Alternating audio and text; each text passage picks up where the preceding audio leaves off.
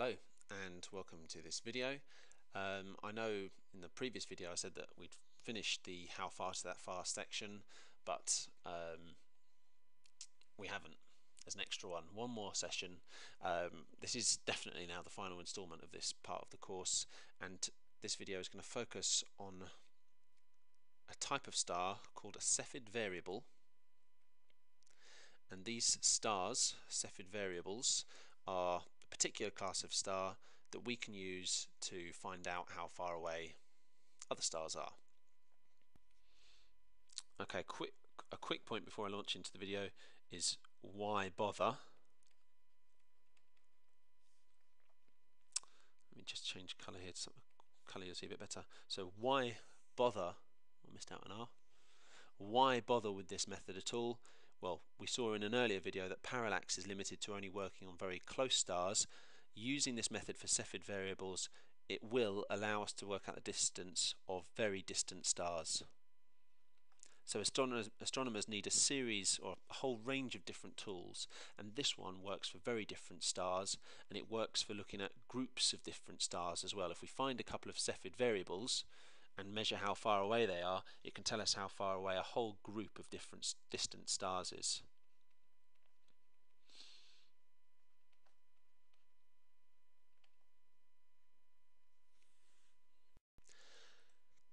And I'm going to introduce to you an important astronomer who played a role in this. This is Henrietta Leavitt. And she was an American astronomer who basically came up with this method. She was instrumental in using brightness to work out distance towards stars. So she was really instrumental in that whole system. And what she did was she didn't discover Cephid variables, but she discovered a relationship between Cephid variables that we can use.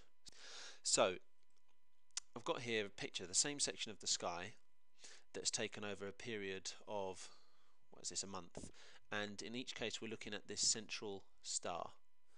Now it might be a bit difficult to see, but basically over the course of this month, this star, its brightness is variable, and this star is a star which was called delta Cephei. So this star was the one that was first studied, and it was seen that this delta Cephei was a variable star, and they also found there were other types of stars, and they decided to call all those stars Cephid variables. So any star that's got a variability the same as this first one, Cephei, it's a Cephid variable. That's the name. And it was quite a specific type of variation that was undergoing here. Some stars sort of randomly appear to go a bit bright and a bit dark, and there's no sort of pattern, but the Cephid variable, we've got a really clear pattern that appears something like this. I'll just stretch this up, make it a bit clearer here. So basically what happens is that over the course of some time, we've got days along the bottom here, the observed brightness of the star changes with a real clear set pattern. And what we say is this has got a periodicity, it's got a repeating pattern, and from this star you can see it's a bit like measuring the wavelength of a wave here. It's got a repeating period. So this star here, we've got 1, 2, 3, 4, 5, that's approximately 5 days. It might just be, no, I think it is 5 days in this case. And so what would be happening here, this is when it's at its brightest, and this is when it's at its darkest. And the reason that astronomers think that what is happening is that the star is actually expanding and contracting. So over a 5-day period, it's ballooning and then shrinking, and as it does so, its luminosity, or its brightness, changes. So if its luminosity is changing, that affects how bright it appears on Earth. Now look, this is a 5-day periodicity shown here, but let's just check that. Let's look on another point just to check to see if this is 5 days as well. So from here to here, that's 1, 2, 3, 4, 5. Yep, that's 5, and you can see it's got a repeating pattern, so it's definitely a 5-day cycle. And what Leavitt did, what Henrietta Leavitt did, was she studied a whole group of stars that she knew their distance to. So there was a group whose distance was known.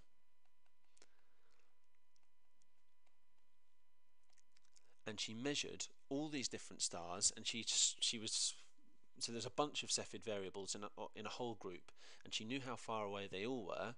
And what she saw was that there was a pattern between how long this period was and the luminosity of the star. And so Leavitt did loads and loads of measurements over a really long time and came up with this relationship. So all of these, each dot on here represents a different Cephid variable that Leavitt studied, and she saw this relationship, that if you have a longer period, it is a brighter or more luminous star. So the stars which have a really long period have a very high luminosity, and stars with a very low period have a low luminosity. Now she knew what the distances were from these stars, so she was able to work out this relationship. But then once she'd studied this relationship and once she'd established this relationship, you could then use it backwards to look at a star whose distance you don't know, measure its period, work out its luminosity, and then you compare its luminosity to its observed brightness, and you can use that then to find out its distance. So it's a bit of a complicated process. I'm going to just run through a slide here to show the stages, just to summarize it, because there's sort of 2 steps to Leavitt's work. So step 1 for Leavitt was known distance stars, or certain stars. They were Cephid variables. So she knew their distances. How did she know their distances? Well, probably using methods we've already spoken about, probably using something like parallax, or using the brightness, or some set method. She knew their distance. We don't need to know exactly how she knew, but she did know. So she knew the distance of these ones, and she worked out what their luminosity was, and she measured the period, and she was able to then plot a graph of luminosity against period. So she put in all these different points and saw that there was a general pattern and came up with this trend. Now once that graph was used, then what you can do, second stage here, is now you search the night skies for other Cephid variables. And these are ones whose distance is unknown.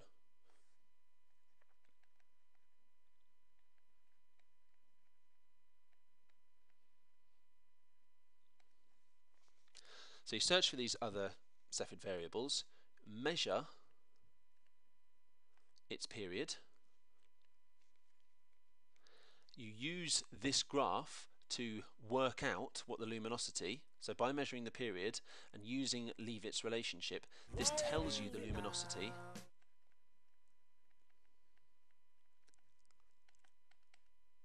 And then once you know what its luminosity is, we then bring in the observed brightness, and we compare the observed brightness with its luminosity.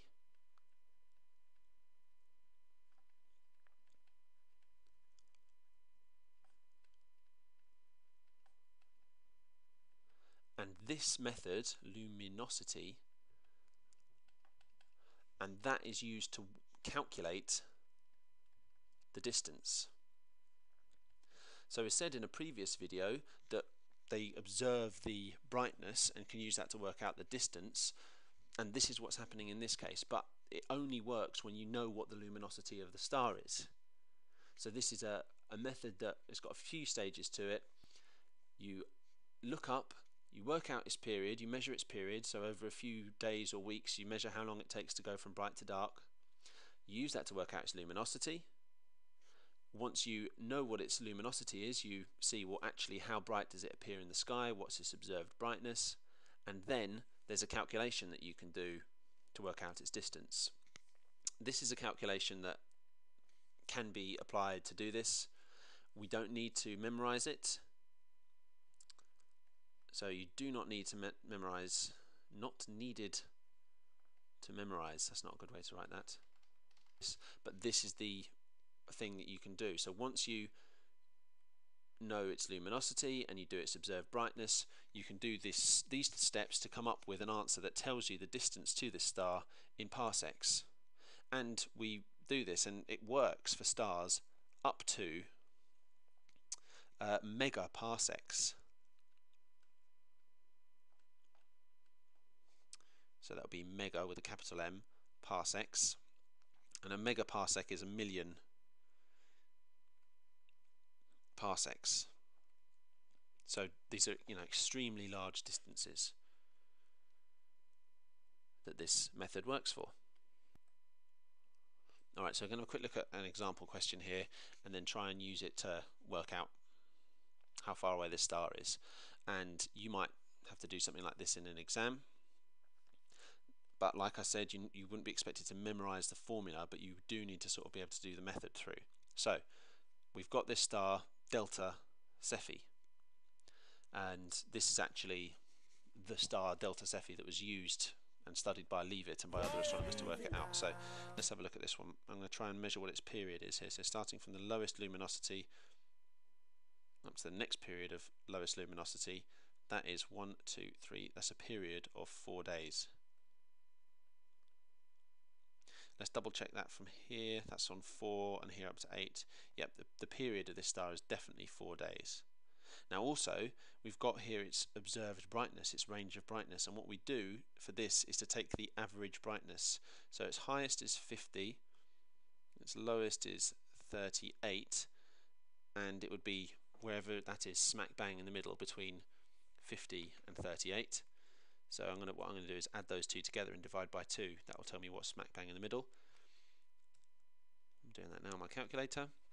And my calculator tells me smack bang in the middle of that is 44. So I've got the period equals 4 days, and I've got the observed brightness, which is equal to 44. It doesn't have the units here, but we'll run with it. That's 44. Okay, so what I now need is to come up with its luminosity, and to do that I can use a chart like this. Now this is a more detailed version of Leavitt's chart, the period versus luminosity. So here my one was 4 days, so that's here. So 4 days, reading off the graph, that comes up to here, and reading off, that's halfway between 4,000 and 5,000, so the luminosity is 4,500. So now, coming back to this sheet, luminosity was 4,500. That's just gone off the page there for you. I'll write that again, 4,500. So I've got the brightness is 44, luminosity is 4,500, so I could now use this calculation to work it out. So luminosity 4,500 divided by its brightness 44. I have to do the square root of all that, and here it says multiply it by 10 parsecs. I'm going to stick all that in the calculator and it will give me the distance to that star in parsecs. 4,500 divided by 44, square rooted, and then I multiply my answer by 10. And what I come up with on my calculator here is it says 101.1 parsecs, or for me I'll just do 101 parsecs there. And that is a method for working out the distance to these Cephid variables. Now it's time for our wrap-up. Let's give it everything we've got. Ready? Begin. Okay, so I'm quickly going to wrap this up. And I think the best way to wrap it up is by showing you this slide again. I'm just going to talk through it again. The method that Leavitt worked out for measuring the distance to Cephid variables.